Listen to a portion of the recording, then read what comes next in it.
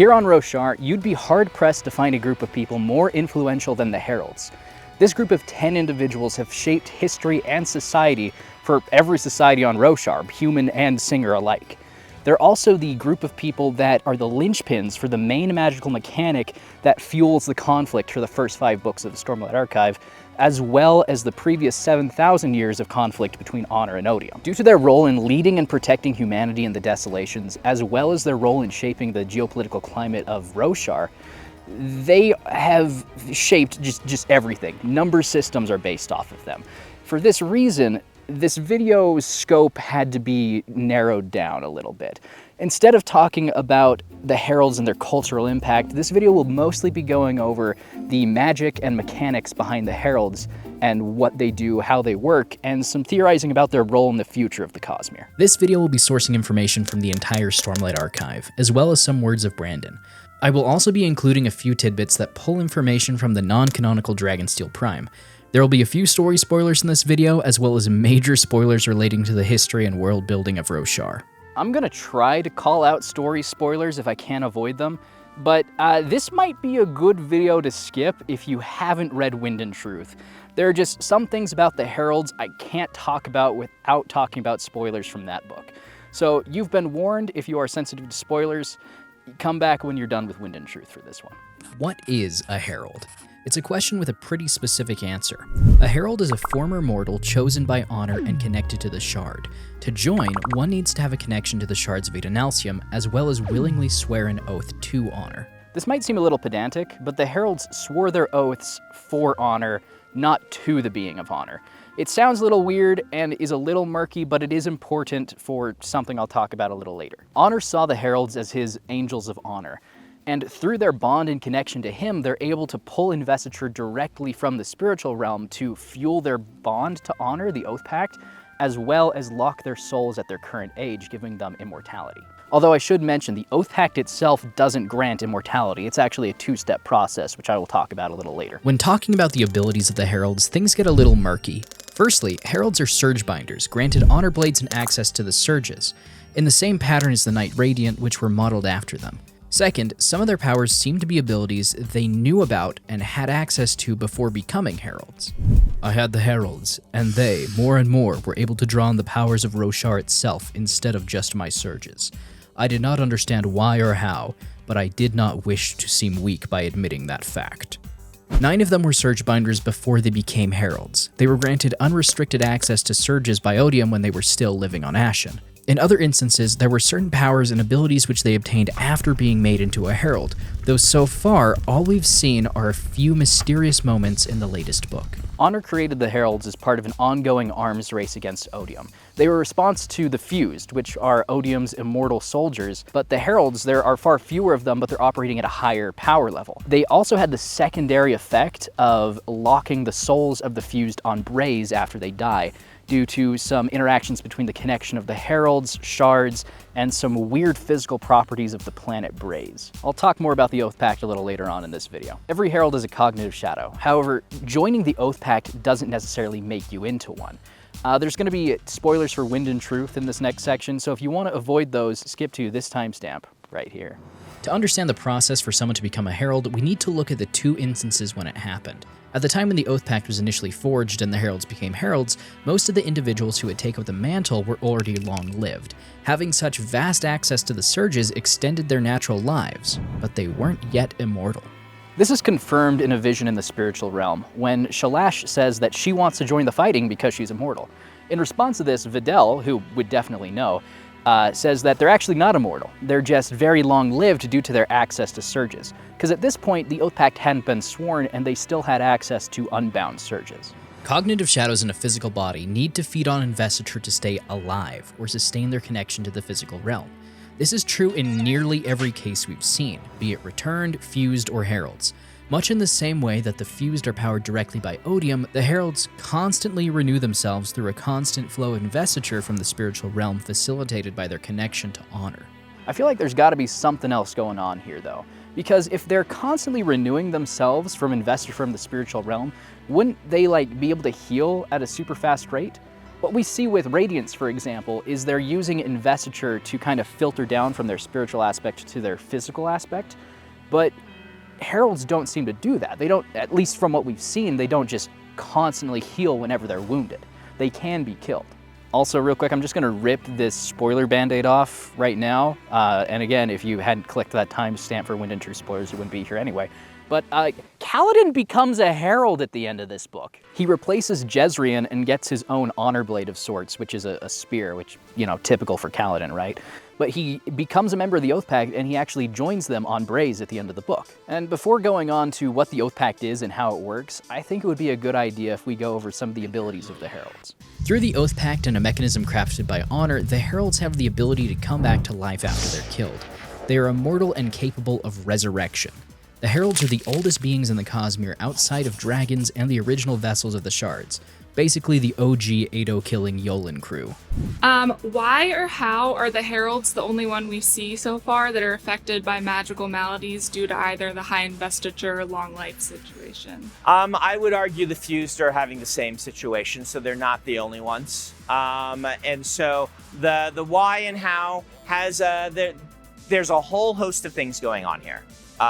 And it's not like a lot of like physical and mental ailments. It's not one thing or the other, but it is a compound of the things. One is going so long without certain protections that you kind of need to take. The human being's soul might be immortal depending on your argument of the Cosmere. That's really up to you, but they certainly aren't meant for thousands of years of existence in the same way that our bodies aren't, right?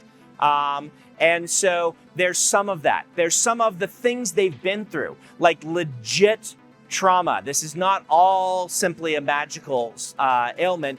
This is, I mean, you've got people with PTSD, layers of PTSD on top of layers of PTSD for thousands of years, bearing things that no human being without their level of investiture would even be able to bear, right? You've got that manifestation. You've got their own sense of guilt, right? And these things are all just kind of overlapping together with the fact that they've been alive for so very long. And a lot of the people that you've seen otherwise, have not been alive nearly, like it's orders of magnitude more for the heralds. The only people you've seen that are that old are, you know, some of the dragons, Hoid, and, you know, vessels of various shards. And you're basically at that group. And this is a group who knows what they're doing. Either they were built like the dragons, this is part of their innate nature that they are functionally immortal. Or you are getting the shards, which this doesn't affect, right? Or you're getting people that are 300 years old, which is a very different thing Cosmere-wise than having lived for, you know, thousands and thousands of years, part of it being tortured. When the heralds return from Braze, a body of investiture is created for them. It's not like a substantiated light weaving. This is just investiture that has been changed into matter for the cognitive shadow to inhabit. And as a bit of an aside, I don't think that if you stabbed a herald with like an anti-Stormlight dagger that they would fizzle away. I think the body provides some shielding to their souls and spiritual aspect, but that's just a me thing. Matter, energy, and investiture in the Cosmere are the same thing. So their bodies are investiture that has been turned into matter. This mechanism was created by Honor because he finds the method that the fused used of inhabiting the body of a singer and just kicking out their soul to be abhorrent. Heralds have access to surge binding. Primarily this is done through their use of honor blades. Part of the agreement made between Honor and his heralds was that their surges would be taken away and given back to them in another form. Most of you once served him, Tanavas said. He granted you his power. There's a connection we can exploit, so long as the circle contains enough of you. Strongest would be 16, or my own number of 10. It cannot be 9. If you speak oaths to me, my power can be channeled and governed by rules to prevent cataclysm. I will take back your surges, then grant them anew, and together we will become a force that both protects Roshar and binds the enemy away from it. As we just read, the heralds were gifted their surges back with the bestowal of honor blades. These blades are created from Honor's god metal, and they give whoever is wielding them access to the 2 surges associated with that herald. And as a fun fact, the Radiant Orders associated with the Heralds were based off of the abilities that the Honor Blades granted them.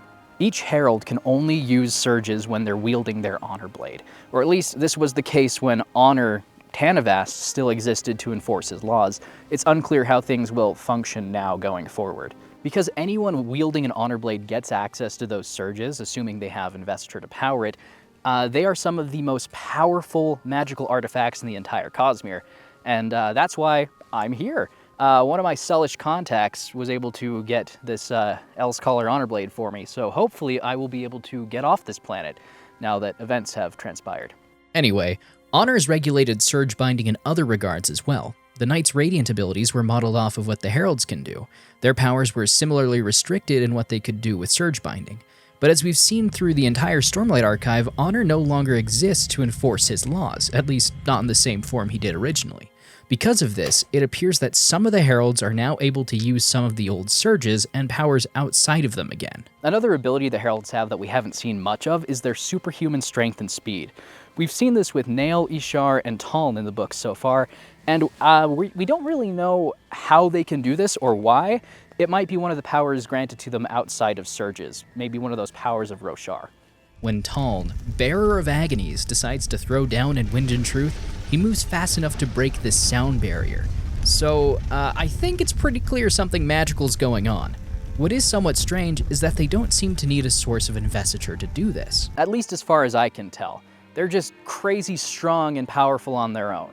As a bit of an aside, this seems to me like a different version of a Psy Blow from the uncanonical Dragonsteel Prime, where we've seen people move faster than the speed of sound by concentrating their cognitive aspect. But in Dragonsteel Prime, it's only done in quick bursts, not the crazy prolonged doom-slaying action we see from Taln in Wind and Truth. These superhuman physical abilities are complemented by a side effect of their agelessness. Heralds have been practicing combat for over 6,000 years. At this point, they're some of the most skilled fighters in the Cosmere. Even Ishar, who's viewed as one of the weaker duelists amongst the Heralds, is able to deal with an entire squadron of Windrunners like it's nothing. As a matter of fact, no one beats Taln in one-on-one combat, and it's not even close. Hi, I'm Will. Hey. I was wondering if who in the Cosmere could beat Taln in a fight back when he was in his prime. Back when he was in his prime, who in the Cosmere can beat Taln in a fight?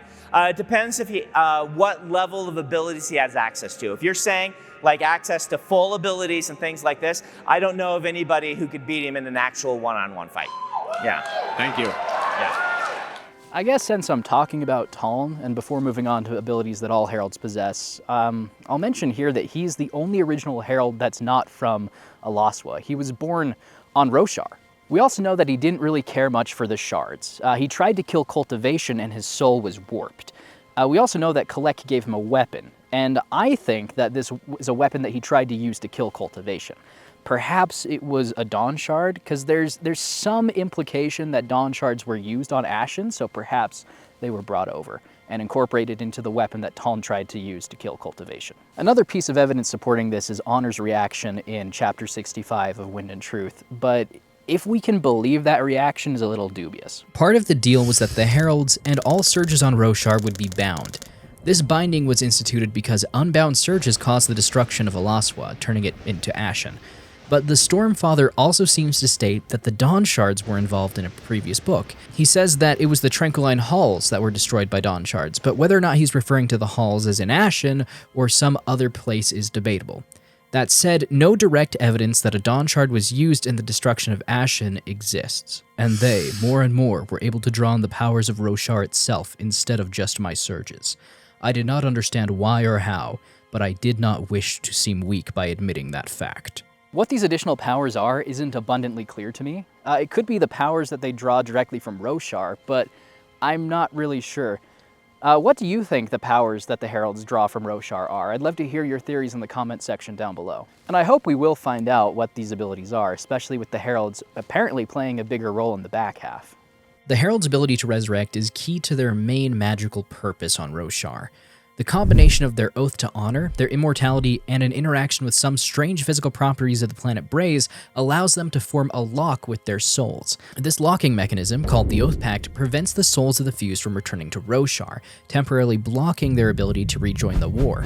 My friend pointed out to me that heraldic resurrection is more like a respawn in a video game. Instead of coming back from the dead and raising into their old bodies, they load into a fresh new one. This locking up of the fused formed the whole basis for Honor's war against Odium, as the Heralds fought and held captive the fused and Odium during each desolation and the times between them. In order for the locking mechanism to work, all 10 Heralds need to be on Braze, or another stable number of powers, 16, 1, 4, or 10. In the past, once enough of the fused had been killed, all of the Heralds voluntarily returned to Braze, locking them in and ending that desolation. To return to Braze, death doesn't seem to be required. At least that's what it appears to be at the end of Wind and Truth. They can voluntarily choose to fade and send their cognitive aspects and souls to the planet. In order to form the Oathpact, all 10 individuals needed to have some connection to the shards. They needed to have interacted in some way. 9 of the original Heralds who came from Elaswa possessed a very strong connection to Odium. He had been their god, the one who gave them surges. This allowed Honor to build the fused locking function into their souls. However, it doesn't seem like a connection to Odium specifically was mandatory, as we see with Taln. His interaction with the shard was with cultivation, but this connection to shards was sufficient enough for him to become a member of the Oathpact. Kaladin's strongest shardic connection is unsurprisingly to Honor. I mean, he's been called Son of Tanavast on multiple occasions, but he also has a pretty strong connection to Odium. At one point, especially at the end of Rhythm of War, Odium actually thought that Kaladin could be his champion. Interestingly enough, the Oathpact itself doesn't make someone immortal. This is abundantly clear throughout Wind and Truth, with multiple instances of heralds saying that their immortality was sealed upon them by Vedel after the fact. What exactly Vedel's method is and how it works isn't super clear. In chapter 144 of Wind and Truth, when Ishar turns Kaladin into a cognitive shadow, he mentions a couple prerequisites for it. But what's really fascinating about this to me is that theoretically there is a gap in time between when someone swears an oath and becomes a herald and a member of the Oathpact and when they become a cognitive shadow capable of resurrection. If Vedel's method isn't used on them and immortality isn't sealed, what happens? The fact that it's called Vedel's method is pretty interesting, because it was called that before they were made into heralds, which implies to me that she knew about it academically at least, and perhaps applied it to someone on Ashen. She may have granted someone immortality then, but maybe not, because Ishar mentions there's some prerequisites for it to work, which I'll read here in a second. Swords began vanishing from the circle. Kaladin fell to his knees before Ishar, who touched him on the sides of his head. "This is Vedel's method," Ishar said. "It relies on skills I have not used in a long time. Powers of the Surge is outside of Stormlight, Radiance, or the Honor Blades. It requires an oath forged and a bit of a god." Kaladin's eyes went wide as something burned within him. He could feel the others, Taln, Ash, Vedel, Shauna. They felt terrified, worried they were heading toward torture. "This is working," the wind whispered. "Kaladin, it's working. The Oathpact preserves the Spren." "I hope we will be beyond him too," Ishar said, seizing his blade. He looked to Kaladin. "But even so, I might lose myself again. Not all of the rot upon my soul was because of the power of Odium, Stormblessed. I'm weak of mind." "I will help," Kaladin promised. "We use bodies of power when we return, child," Ishar said. "No one dies to create us. Honor found such an idea as the fused abhorrent once." Kaladin nodded, steeling himself as his soul began to vibrate. A light enveloped him, and as it did, Syl found his hand, and he could feel her grip it. "You still have your original body," Ishar said as he vanished. "Your soul will be pulled with us, leaving the body behind. I'm sorry, it might hurt." Kaladin squeezed Syl's hand tightly, then gasped, a terrible fire ripping through him, a flaring in his skull, agonizing. He felt his eyes burn away as if he'd been struck by a shard blade, followed by nothing. It takes all 10 heralds to form the lock, but once they're in the cognitive realm of Braze, they're hunted down by the souls of the fused and tortured. A herald can end the torment at any time. They can break and return to Roshar. The issue here is that once a herald goes back, the path to Roshar gets unlocked for everyone on Braze. A single herald breaking seems to be enough to start a new desolation. As time went on, the heralds became less and less resilient, and the time between desolations became shorter and shorter. The heralds, quite understandably, if I'm being frank, were getting mentally exhausted from literal millennia of war. Something needed to change. Initially, when they approached Honor about changing the Oathpact, he seemed surprised but not totally against it. Another interesting thing to note about the Heralds is that their madness is unique to each of them. Every Herald is known to embody multiple attributes, but these attributes have been mythologized and are thought of by the peoples of Roshar. In some way, these attributes affect the kind of debilitating mental blockage that the Heralds face. Perhaps the most well-known example of this is with Kalek. Once known for his decisive nature, he's now riddled with anxiety and largely incapable of making decisions. For a long time, it was thought and theorized in the community that their madness was related to them being cognitive shadows, and in a way it kind of is, but it doesn't seem like it is the thoughts and perceptions of the heralds and their ideals being warped due to damage to the spiritual aspect of Roshar with the binding body of Mishram, but something else. That wob, combined with the fact that Ishar apparently took upon himself some of the burden and mental anguish of the other heralds, leads me to the frightening conclusion that the version of the heralds that we see in the first 5 books of the Stormlight Archive are actually more functional and stable than they would be otherwise, and that is concerning. Honor suggested that the Oathpact could be cracked. It was possible for another number to hold back the darkness. Lord, Jezrien said, Almighty, did you hear what we were considering? Ishar's plan, Honor said, not to return to Braze. We apologize for our weakness, Jezrien said, looking away, squeezing his eyes shut, drawing shame spread. But, Lord, it's so hard. We can't, the mere thought of... We're broken, Ishar said. We need you to change the bond. Take it from us.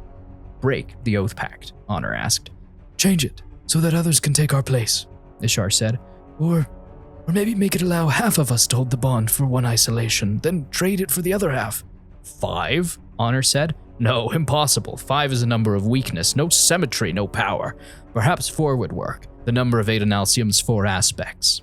Or 10, 16, 1. Dalinar felt cold. 1? 1 Cosmere, Honor said. 1 truth, 1 Adonalsium, a number of power and strength. 1, Ishar whispered. 1 could remain? It would be a cracking of the Oathpact, Honor said. You would need to acknowledge that and decide, to give of your honor in some small measure. There must yet be 10 to hold the core, but 1 could stand at the forefront, like a soldier in the lead of a formation. For this reason, 1 herald and 1 herald alone would be able to hold back the darkness. The only herald who had died that desolation because he chose deliberately the hardest battle. This herald is the Bearer of Agonies, Talanel Yilin. Talon's title of Bearer of Agonies took on a new meaning, or perhaps gained it here. The other 9 heralds, after consulting with Honor as to whether or not it was possible, decided to leave Talon alone on Braze, forcing the entire Oathpact on him. This event is known as a Harietium. Out of guilt, or perhaps because, according to Honor, they had to give up part of their honor for it to work, the 9 remaining heralds left their honor blades in a circle, abandoning them. This was done near some stone pillars in what would one day become Shinovar. They abandoned their oaths, lied to humanity about the desolations being over, discarded their blades, and left the best of their cohort to hold back the darkness alone. He alone would hold back the forces of Odium. He was stuck on Braze, subject to horrible torment, or maybe they were stuck with him. This is a bit of an aside, and I couldn't really think of a good place to put this in the script, but it's too cool not to mention. So in Tanavast's point of view chapters, it seems that he had ambitions for Cosmere conquest, just as much if not more so than Odium. He was also using Roshar as a battleground and a lab, so to speak, for invested soldiers to go conquer the Cosmere. They both participated in the arms race, and while initially Tanavast's intention was to keep Reyes locked to the Rosharan system so he couldn't kill another shard, his ambitions seemed to grow and warp as time went on. Millennia had passed, and I clashed with Reyes back and forth time and time again. Gigantic proxy wars. Reyes was trapped in the Rosharan system, but if he could take control, he could send forces out into the Cosmere to do as he wished. My armies resisted him, for his fused, like my heralds, were trapped in this system by our oaths. Only when one of us fully ruled Roshar could we use it as a stepping stone in our greater Cosmere goals. The minds of the Heralds being trapped on the subastral of Braze seems to be a thing of the past.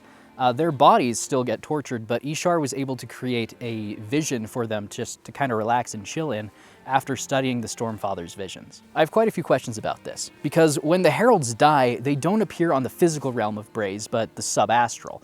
We know this because of a couple words of Brandon, but also because the fused hunt down the Heralds to torture, and there's no physical life for the souls of the fused to inhabit on Braze. So it has to be happening in the cognitive realm, right? Also, how does this vision plan even work, right? Because the visions that Ishar creates are presumably made out of Honor's investiture, which is now part of Retribution, so he should be aware of that existing.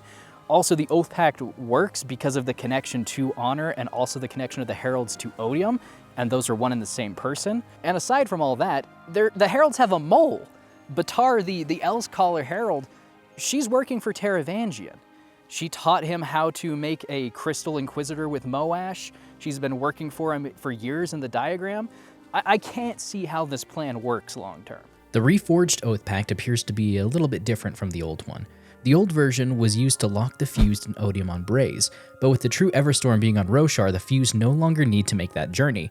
Their anchor/respawn point is now perpetually hanging over Roshar. The purpose and fuel behind the Oathpact was also changed. The original Oathpact was fueled by Honor, but the new one appears to be fueled by something more ancient. The lock made from the souls of those in the Oathpact no longer protects Roshar from the return of the fused, but instead it appears to block Retribution from exerting influence over the Spren.